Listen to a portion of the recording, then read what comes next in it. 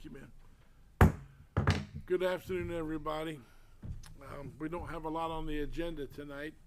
However, I do like to have a meeting, even if there's nothing pressing, because there might be items from the audience or something that we need to talk about that we wouldn't if we didn't have this. So, if you could, we need to call the meeting to order, which I have, and the invocation, if you wouldn't mind doing the blessing for us. Absolutely. Yeah, my alternate came today. Oh, yay. Let us pray. Heavenly Father, we submit this meeting to you and ask for clear direction. Guide our agenda and help us stay focused on what truly matters. Remove distractions and unnecessary detours. Show us the right path forward in every matter we discuss. As we trust in you, straighten our course and lead us toward wise and fruitful outcomes. We also ask that you continue to oversee and protect the men and women in uniform that keep our planet safe. In Jesus' name, amen. Amen. Very good. Brother Chapel. I pledge allegiance to the flag of the United States of America and to the republic for which it stands, one nation, under God, indivisible, with liberty and justice for all. Okay, everybody, please be seated. Let's see what we got here. The only regular agenda item is the approval of the minutes. Oh, I thought we did that already. We didn't. I apologize. Would you call the roll, Okay. please? Mrs. Barrow. Here. Mrs. Bodyford. Here. Mayor Kelly. Here.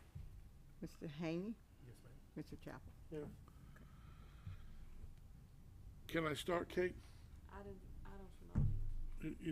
You're not happy with it?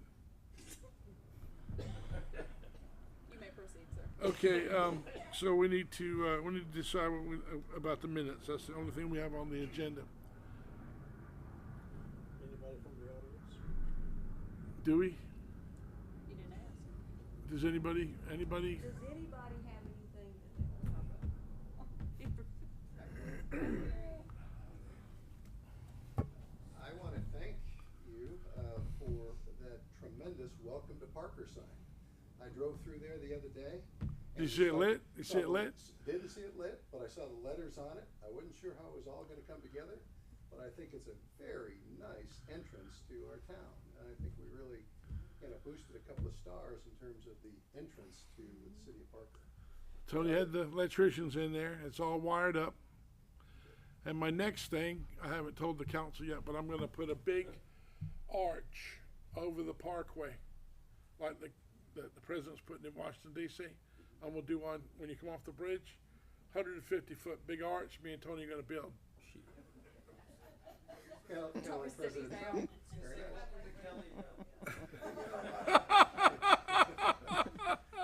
We live in this town, and sometimes we forget. It's easy to forget how beautiful the shoreline is, And getting better every day. This is some pristine area for fishing, for just hiking, for boating. That said, there was information that the Air Force had put out about 3 months ago about permanently closed bayous now due to security reasons. They've lifted. They've lifted that, yeah. But there's still three bayous that they permanently prevented us from going into. Just be aware of that so you don't get. Yeah, the fuel bio is the main one. I think Pretty Bayou is one of them. Yeah, there's 3 or 4 now that they have said if there's boats in there, it could impact their security. Well, I'm sure the security forces are probably going to ask you to leave if you're in there because. Or just torpedo you. Yeah. But thank you for the entrance. It's beautiful. All right, brother. Thank you. You're welcome. Does anybody else have anything they'd like to come and talk to us about? Anything else nice to say? Okay, very good. Tony, you want to go and tell them what the park will look like after we put the trees and the bushes and stuff around there? Or? Well, we just went to a property that's getting cleared right now, and we moved the first one today, but we've got 3 more pinpo palms and 2 crepe myrtles on the property that they were completely destroying. So we're in the process of transporting those. So those are going to go around the wall itself to kind of be the back shelter or whatever. But we have another property that he's fixing to clear some stuff too. So we've got a bunch of stuff that we're actually getting to get. And once we get that all established, It's gonna be a real nice, We got several trees and Yeah. stuff coming in. Very nice. Very nice. Oh, good? Okay, the minutes. They're pretty extensive. They're in this folder if you've had a chance to review them.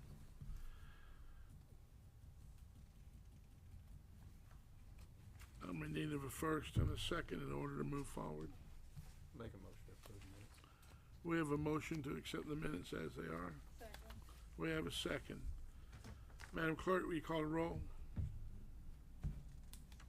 Ms. Barrow, Yes. Ms. Botiford, Yes.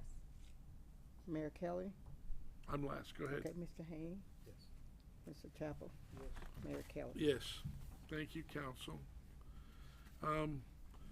Since we only had the one item on the agenda, I'm gonna throw it out to Ron. You got the floor, my brother. You got some big things going on. Tell us about them. The only thing I got going on is this Saturday, we're having a, yard sale at the pavilion. And, it's free to anybody who wants to come here and set up. We had, 12 vendors last time come out, so there's quite a lot of stuff, and what I could gather, most of the stuff's all cheap. So if you really need anything, that's inexpensive, come on out. The money that I sell at my place is, all going to buying bushes and stuff like that for the park, so, it's more of a donation type of deal, so, and then at the end of the month, we've got the, rib cook-off. That starts at 4 o'clock. It's a covered dish affair, but, we're supplying the, ribs and, hot dogs for the kids if they don't eat ribs, or anybody wants a hot dog, man. Trying to have a snow cone machine out there, and, I've got a DJ that's gonna be out there. We're gonna have some kid games. It's just gonna be a kind of a fun day for everybody. And that's Memorial Day. It's a holiday for most people, so that's it. Brother John, you got the floor. Yes, sir, I apologize for not making that last meeting. It's quite all right. There's quite a Eric, difference. Eric told us you about your, Yeah, sciatic nerve is kicking my tail right now. I can barely sit in this chair, but I've found a comfortable spot, so I'm here for a minute. so if you want, you can take that chair home.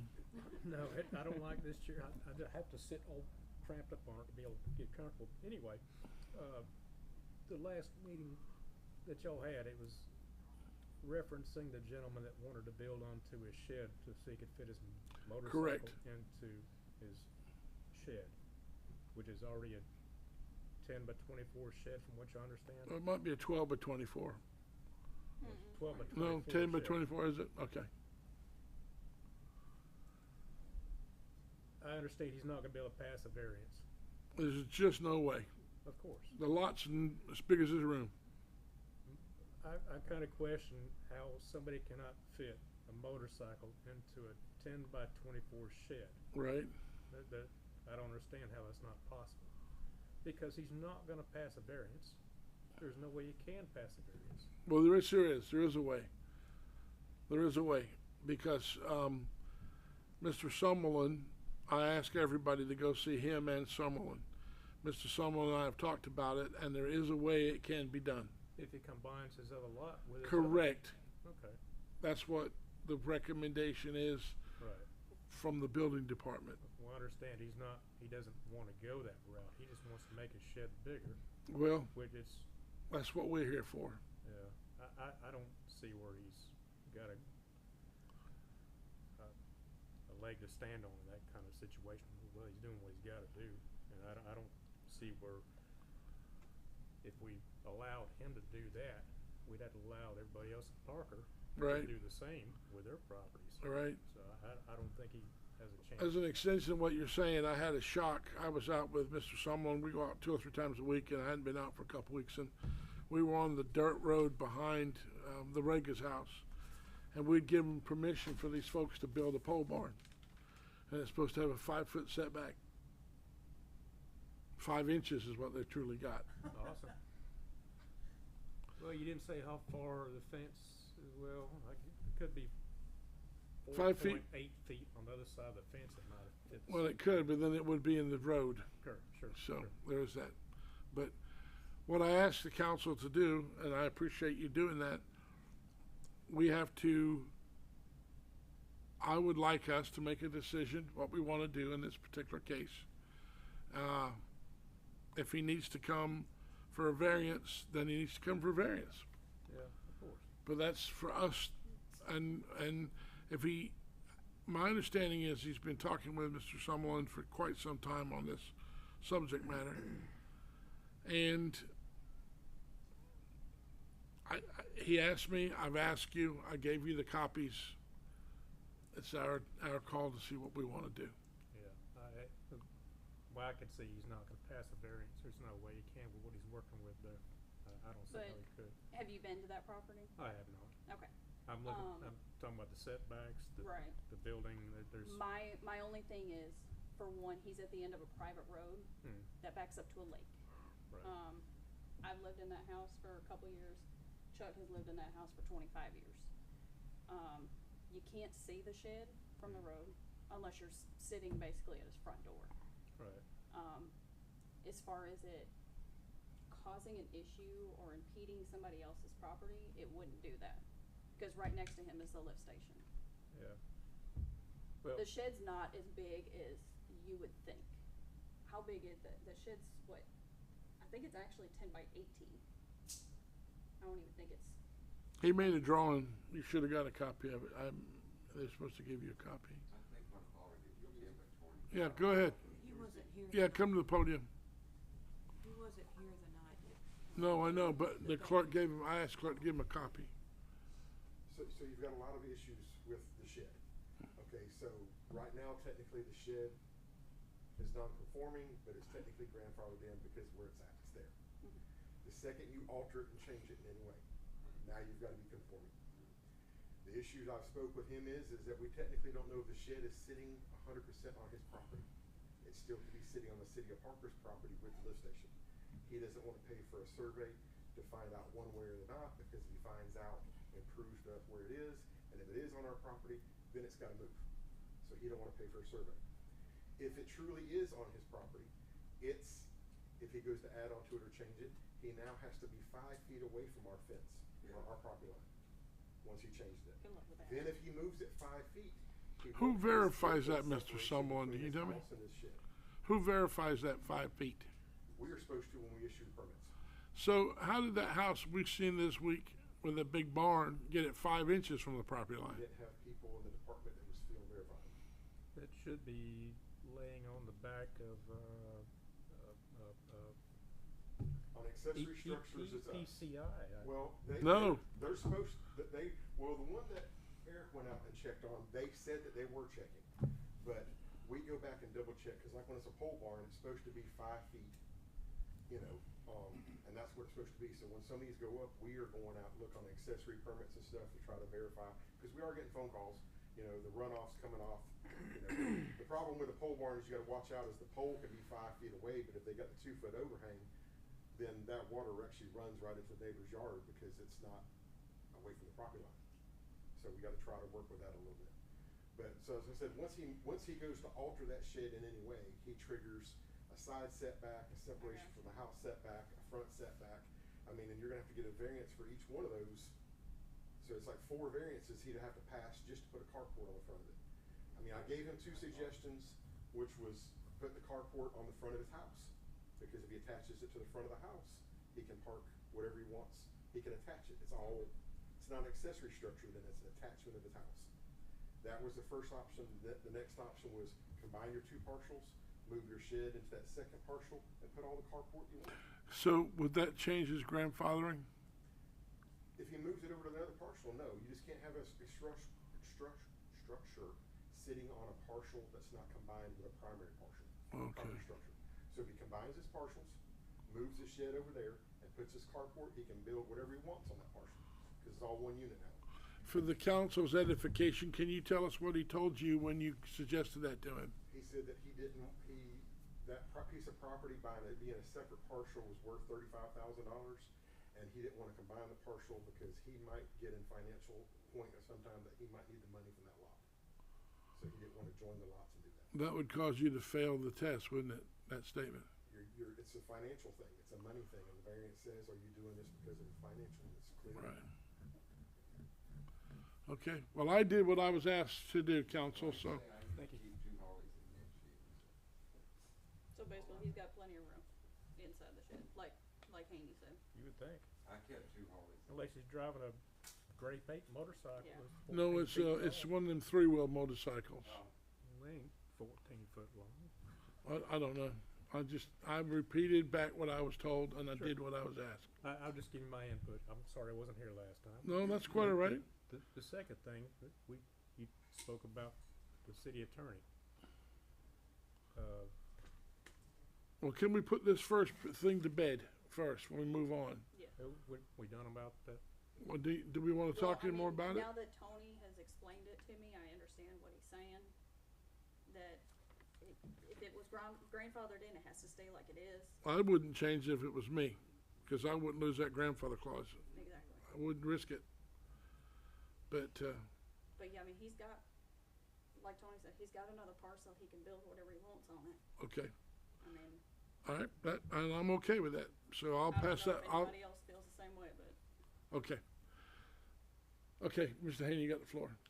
As far as the city attorney issue goes, yes, of course, we should go back for RFP for searching for different attorneys. I think you've saved the city $5,000-6,000 the past few times he's not been here. Correct. I didn't realize it's that much to, and $150,000 a year. I don't want you to think that I'm a miser, but I read every bill that we get. I look at every check that we sign, and I look at everybody's what we lay out. That's how you save. And Sure. so, are you making a motion that we should go out for RFP? Is that what you want to do? Well, I'd like to have a little conversation about it. Oh, Y'all okay. probably done talked about it all you wanted to. I don't know, but I'm just. We didn't talk about it much. We just kind of touched upon it, and then we were waiting for you to come back. Bounced So around. we were all here. Well, I almost think for that kind of money, $150,000 a year, we can almost hire a city attorney, at least part-time, for way under that amount. I think we could probably get one that didn't have that gave us a flat rate for the year for a lot less than that. You could almost hire a part-time city attorney that might have some criminal knowledge. I think that's one thing that Chief Baxley needs is having an attorney with criminal knowledge. Mm-hmm. I believe he's going to go into the state attorney's office to get advice on some of these cases. Yeah. And it seemed like all the department heads have issues with the turnaround time of getting responses from any questions they have through the attorney. But yeah, he does seem like he's a little pricey. I respect the guy. He's got a great knowledge of the history of Parker. Yeah, but I respect that. But we're moving forward. of course, he might be able to tell you about 1995, but we need to know about 2025 Well, right now. and I agree with that, John. So yeah, I would make a motion that we go for RFP for city attorney Yeah. as well as engineering firms or insurance, and just to go across the board, all these contracts we have within the city. I mean, all these And we need to RFP them all. might as well, especially the engineering firm. I know we have this other one, but I don't know how that works. Well, it'll be Shouldn't that all be a go out challenge. Shouldn't that all go out to bid? Anytime we have an engineering project, it should go out to bid for all these companies instead of just relying on Well- More. Well, it's the same with the attorney as it is the engineer. We pick one, and then that's the one. Right. Well, it's not been per year lately. It's been per 10 years or 15 years. That's how it's been here. What Okay. I've seen the past few years. Just so I'm clear in my mind that what you want me to do, you want me to do an RFP on all the contracts? Across the board. Across Make it the fair board. for all of them. Okay, that's your motion? Yes, sir. Do we have a second for that? I'll second it. We have a first and a second. Any conversation? Question, please. Would you explain to everyone what kind of procedure that is to do all that? It's a procedure. we would put an ad in the paper. I would take it one contractor at a time, and we would put an ad in the paper for folks that want to bid on the work. In other words, if other attorneys want to bid, then they can. If nobody else bids, then we'll have to decide if we want to change the hourly rate or whatever it is we choose to do. And that would be the same for each contractual agency. So we'll go, I'm just using this for an example, we would go from the attorney to the engineer to the insurance company, and we would just bid them out. See if anybody, it's not uncommon, happens all the time. We would bid it out, and then we would see if we could actually get a better rate for the same service, and then we would have a chance, each of us would have a chance to go through it with them and interview them like we did with life insurance, Blue Cross Blue Shield, and go from there. I'm not for changing any of the insurances. I think the employees deserve every bit of insurance that they get. If we can find someone that will sell it to us cheaper, that'd be a good thing. But, yes, ma'am.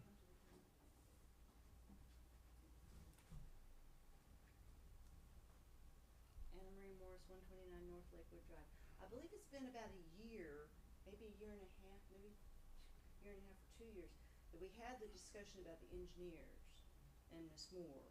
And Mr. Haney addressed it then. So Do you recall that conversation, what it was about? I do, was about the cost. He was the paving. concerned about the cost Yes, ma'am. of the engineer.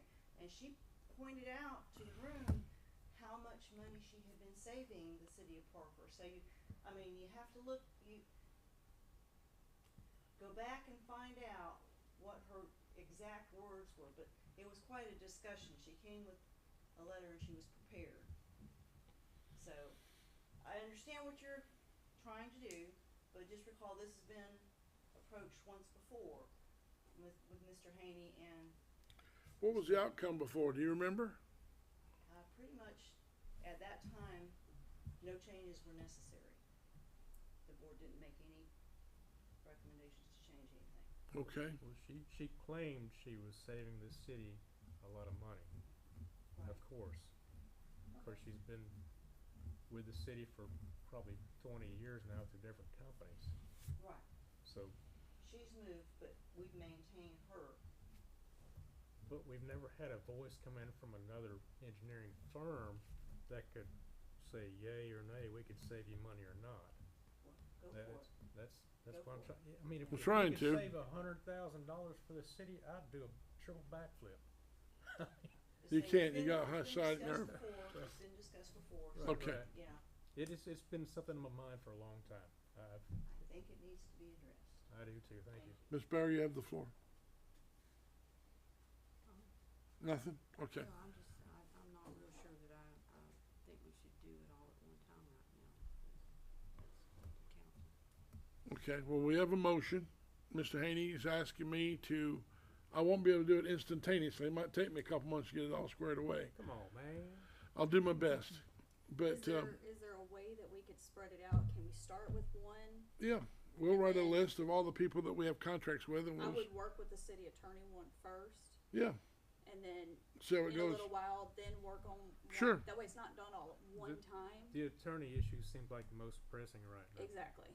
So is it fair to say that we could do the attorney first and then a little bit later, then work on one? That way, doing it all at one time just seems like a whole lot. Yeah, well, I think however we do it, we should do it slowly and cautiously.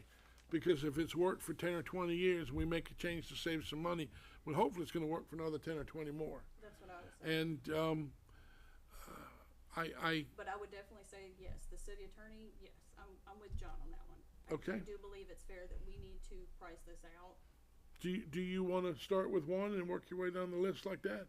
We could do that as long as we don't lose track of the list. Exactly.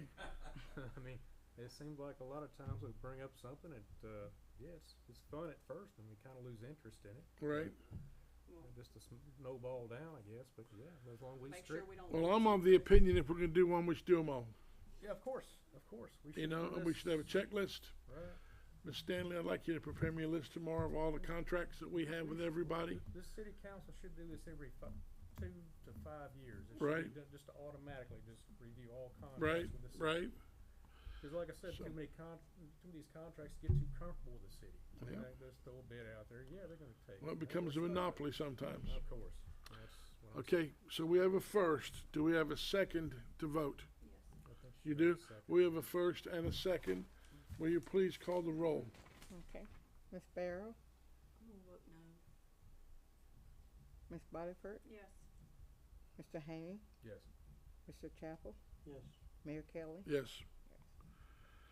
Council, I will start first thing in the morning, and I will work my way through all of the contracts that we currently have, and I'll get Ms. Stanley to report to you how many contractors we have, and we'll go from there. And I'll have them keep a list of how much we save, because I think we will save some money. I really do. Well, my hat's off to you for seeing this and saving the city money. Every Tuesday, I go through every line item of Right. every expenditure, John, every one. I take that so seriously. You probably, people in the office probably get sick of hearing the mayor say, you know, cut back this, cut back that, don't do this, don't do that. But we were in a bad way 5 years ago, and we're not there no more, and I don't want us to ever get back how it was. And maybe, you know, not spending's good, you know. Spending less is good. Right. And we're right now, with all of our departments, we are right where we need to be. Everything's firing just like it should. Everything's going just like it should. And I appreciate you. Okay, you have anything? You got the floor. I'm good. You sure you don't want nothing? Ms. Barrow, you have anything? Yes, I do, and I'm gonna try to make it brief. The last council meeting, I got up before the council as a resident of Parker, and I was, brought to the council about the cat problem that we were having. And the reason why I got up there as a resident, because I sit here and I look at everybody in this council room every time. I'm one of them too, and I didn't want to put it there if the council did do anything, that it would say they were doing me a favor or anything, but I'd already brought it to council a couple other times, but I do wanna make a point of, I know that y'all are all aware of the Parker Citizen, that every time we have a meeting, there's a certain person on there that goes and, gives their opinion of what went on in the meeting. Well, if you look at it, I didn't look at it till Friday, and the part where I got up there and spoke, that person kept on and on. The main thing was about feral cats, and I never once mentioned anything about a feral cat. I talked about the people, I asked the council, and I hope that person's listening. I asked the council if there's anything we can do that people could be held responsible for feeding and fixing their cats. That's what I asked for. Yes, I feed about 15 cats, and they're on my property, and no, they're not feral cats. They're somebody's cats. They sit in my lap, they come up to me. That's not feral. And I would suggest that they look up, since they got such legal stuff with all, they went through the whole thing of how that it's not legal really to be feeding feral cats, and went on about the fines, and every time you get caught, and even went and called the Humane Society, talked to them. If you read it, you'll see all of it down there. And I feel like I was threatened by accusing me of feeding feral cats. Well, I just want to make it clear. I know you weren't here, Mr. Haney. And I hope that council understood what I was saying, that I was here because of trying to keep people, if you got animals, you need to be responsible for them. Yeah, I mentioned a lady around the corner that was feeding cats, and she's not there no more. But the ones I feed are the ones that's already there, and they're the neighbor up the street, which I know, Miss and I was Miss told I Barrow, was accused of it. shame on her for complaining because you got a heart. Well, Shame on her. you know, if a cat comes up to me and it wants to eat, I'm gonna feed it. And it's nobody's business what I do, and especially somebody that Doesn't live here. in Parker, Right. never lived in Parker, don't own any property anymore in Parker, and don't even live in the state of Florida. And I'm just tired of it. I don't want to be quoted of something I did not say. I said nothing about, I never even spoke of feral cat. And I kept talking about the people up the street that their cats are coming to, that's their cats. Yeah. They're not feral. And they need to look up the meaning of feral. And Well, I'm sure they will tomorrow. I really don't care, because I'm sure after this, there'll be a long bunch of BS that they have to write up in their opinion. Yeah. Because that's what they got, just to stir up something to make people, complain or make fun of somebody or, talk bad about them. So I just wanted to get it clear that I know the council understood what I said, and I know the people that were here Yeah. know what I was talking about. Absolutely. I understand what she said, and I really think I know what happened, is they took that YouTube video and threw it into ChatGPT and said, make me notes. Yeah. And that's exactly what happened. So it's your neighbor's cat that keeps on coming over? No, there's, John, I it's said a- I it's- wasn't giving no address or no name or nothing. There's people up the street that have cats, and they don't get them fixed. Miss Barrow, it's not that big of a deal. You're dealing with individuals that can't, these folks have they don't live in Parker. Well, I'm telling him what the deal is. They come here and they think that they can tell us, They don't feed them and they don't fix them. They come to my house, and I spent, what was it, 3 or 4 weeks ago, $300 and something to get one of those cats fixed that come to my house on New Year's Eve morning, and it was a little kitten. And yes, it says I accused them of it. I don't have to accuse somebody when I see their sisters and brothers running around in their yard. I mean, so to answer your question last week, there is no legal way to do anything to those folks. It's not the job of law enforcement to go around and do anything to them. However, there are code violations, and one of those people now is fully aware of what those code violations are, and I don't think that we'll ever hear the end of this crybaby. You were 100% right. There's nothing wrong with having a conscience or caring about these little creatures, and I feel sorry for them, Tanya. I feel sorry for her. That's all she can do with her life, is to be a crybaby and accuse you of breaking the law because you fed a wild cat, for God's sake, you know. But for some time, folks, we've been talking about having a day every few months at the fire station where we'll accept charitable donations of food, animal food, that we could then take it, Higgins would then take it to the different organizations in the county so that they have enough to feed these creatures and stuff that they get, not just cats and dogs, but lions and tigers, I guess. So we're going to put out a flyer in the next city newsletter, and we're going to accept donations at our volunteer fire station, and we're going to give those donated food packages to whoever agencies they decide they're going to do. you got Heartland Rescue Ranch. Maybe Mrs. O'Brien, you could get me a list of the people that feed wild animals so I could take the food to them. We could get a list. I mean, We'll just get a list. We got a list because I know And quite a few of them. Every time we get an amount, we'll go to that one and Yeah. go down the list and Yeah, because donate. Heartland's a good one. Chuck and I are friends with the owner of BFF Rescue. that's good. There's quite a one few that's of 'em. got wild animals and stuff. I don't know what they're called, but whatever they are, I'm up for it. I think it's great. I mean, I know Aliqua, they look for donations all the time, which I've been to Aliqua. It is a beautiful place. We can have a cat rodeo. I'm for it. We can have it at Tanya's house. Yeah. Does anybody? We have plenty. I sent her years ago. I sent her 3 dogs. I sent some kids walking down the street with these 3 dogs, and they found them somewhere. And so I said, Take it to Sally Mae. take it to Sally's house and come down to Tanya's, and they delivered the dogs to her house. It was funny. I think that's what my mom wants to do. My mom owns 15 acres in Fountain, Uh-huh. and I think she wants to do where it, Don't get caught feeding feral cats. No. You go to penitentiary. if she Each time you get caught, it goes up. I wish somebody say something to my mother. I wish they would too. My mother is a total different breed, but I'll tell you, But she wants to start something in Fountain to where people who do have stray animals, that she would take them, she wants to take them to her house. Right. Cause she's got a huge piece of property out there. That's where the pig came from in Parker. She's up at my mom's house, Nice. living the life. Anybody got anything? Okay. Thanks, folks.